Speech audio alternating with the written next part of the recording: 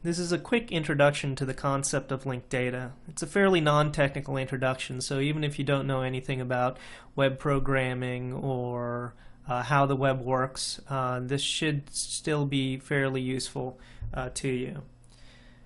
So you may have heard about linked data recently in the news because Google and Facebook are starting to push it out into their products.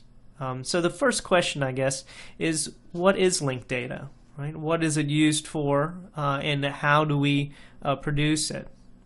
Now, if we go back and we think about data by itself, right? There are many different types of data that we use today. There are images, there are things like Excel spreadsheets, there are videos of a variety of different things happening all over the world.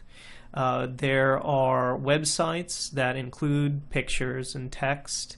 And links to other websites. So there's a lot of data that's accessible to us throughout our lifetimes.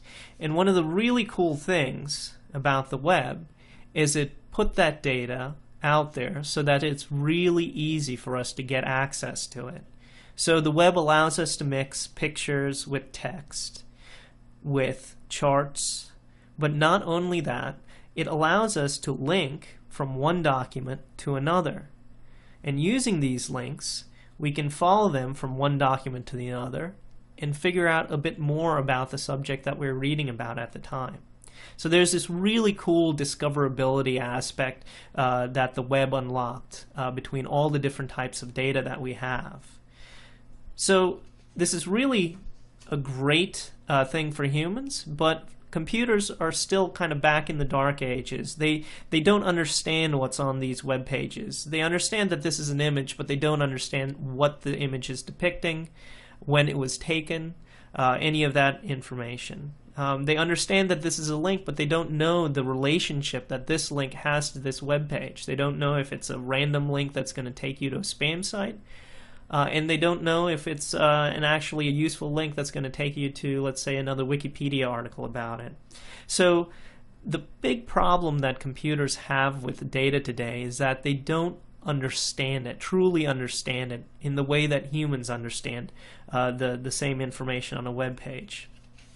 So what web developers tend to do, and they spend a lot of their time doing, is taking these web pages and deconstructing them. They take the little bits and bytes out of the page and package them up in a way that is understandable to computers. Right? So we do things as software programmers, as web developers, that take the pieces of data on the page and package them up in such a way that express things like names and birthdays and moods and locations, just so that computers can understand what we're talking about. Now, there are two problems when it comes to linked data on the web. The first one is a common format problem. It's a packaging problem. What's the best way to express this data on the web? And today we have HTML and JSON and XML and CS comma separated value, CSV and RDFA. So there are a variety of different ways of expressing data on the web. And then the other problem is, how do we link all of this data together? Right? What do we use to link these pieces of disparate information together on the web such that machines can understand it? So the easiest way to kind of represent data to computers is in this property value mechanism. Right? So this kind of looks like an Excel spreadsheet because that's kind of the simplest way of representing the information to a computer. So we have properties and values. So this name property has a value of Frank. This birthday property has a value of January 3rd, 1985. This mood property has a value of happy. So this kind of creates this island of information that the computer can kind of understand. It knows how to process it because it has a pretty regular format. The problem is that it's not linked to anything, right? It's kind of out on its own, and there's no way to figure out what Frank's relationship is to the rest of the world. So that's where linking comes in, right? If you think back to a website, websites have links to other websites. We need the same kind of thing for our data, right? So we have this description of Frank, this data, and in it there's a piece of information that's actually a link to other data, right? So now we know that Frank is linked to Jan in some way, and if we look at the property, it's the knows property. Frank knows Jan, right? And that's a pretty powerful thing for a computer. The computer can now use that information to figure out that there's a relationship between those two. Another way of representing this information is not necessarily an Excel spreadsheet, but this kind of structure called a graph. Now, Google has their knowledge graph, and Facebook has their open graph, but at the most fundamental level, they're the same thing. It's a graph of information where each node is kind of a subject, something that you're talking about, so like Frank or Jan or Tim. And each subject has information hanging off of it, and each subject can also be related to one another. So Frank is linked to Jan, and Jan is linked to Tim. The way Frank is linked to Jan is through a knows relationship, and the way Jan is linked to Tim is through a parent relationship. All right? So if you were to ask a computer who is Jan's parent, it would go and find Jan, and it would follow the parent relationship and say Jan's parent is Tim. Right? And that's how this graph of information gets built. Now this is all linked data. It's all linked together. And the really cool thing is that these green lines represent the borders of websites. So this is one website, this is another website, and this is yet another website.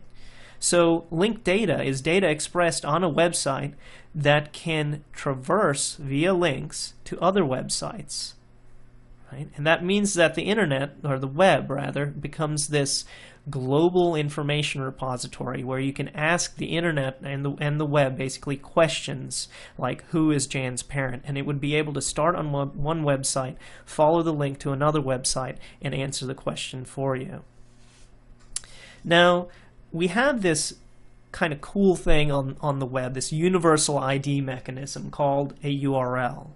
And computers really like to be very specific when you're talking about things. So if we go back to this graph, computers are going to have a hard time with this information because we're not specific enough. We're not specific on which Frank we're talking about. We're not specific about which Jan we're talking about, right? Or even the words and the terminology that we're using, right? So what we end up needing to do, at least with computers, is we end up needing to use URLs to identify things. Now this works really well for us as well. So what the main thing that you use to go to a website is a URL to the website. If you want to share a link with a friend, you send them the URL, and you know that when you send them that URL, it's a universal identifier, and when they put it into their web browser, they're going to see the exact same thing that you're seeing.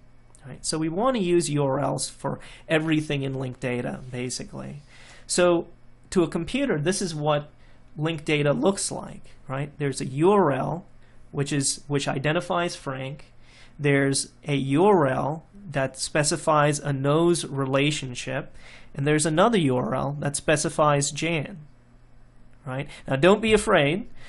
You're never going to see the information in this way, but for a computer it's really useful because now it knows that it can start here and follow this link and end up here and find out more about who Frank knows. This is really how the global knowledge graph gets built, right? Piece by piece. Every single website publishes their data, all the data links to one another, and search engines and web crawlers can then use that information to answer interesting questions like who is the President of the United States, or how many people live in Libya, or you know, find all of the local offices that are up for re-election this year. So there's a lot of information out there that's floating out there that's not in linked data form, and if we put it in linked data form, computers are going to be able to use it to make answering these questions much easier. Right. And two examples of that today is Google and their knowledge graph. Google, if you do searches in Google, they now utilize linked data to answer questions directly. You don't have to go to a website to figure out what the answer to the question is. You just ask it directly and it'll answer it for you. For example, converting feet to meters, or if you want to figure out what the President of the United States birthday is, you can ask that. You can type that directly in and it'll tell you what it is in the search result. The other company that's really using linked data is Facebook through their Open Graph protocol. So Facebook asks people that create websites to tag information in the web pages so that computers can understand it. They use something, a technology called RDFA, to do this.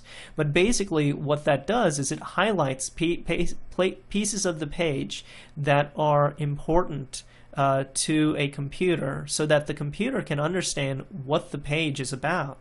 Right? So linked data is not this kind of far-off concept. It's something that's being used today. Now, if you want to find out more about linked data, there are two websites that are pretty good that you can go to. The first one is json-ld.org. So this is a format for linked data on the web. And the other one is rdfa.info. Both of these websites have resources for finding out a bit more about linked data and how it's used and created on the web.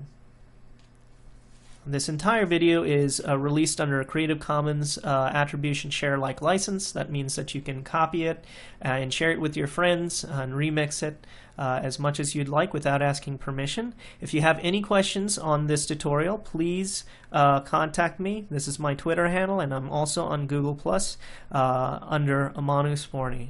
I hope you enjoyed this introduction to linked data, and if you would like to, there are some follow-up tutorials on JSON-LD and RDFA as well. All you need to do is search YouTube or Google, and they should pop up.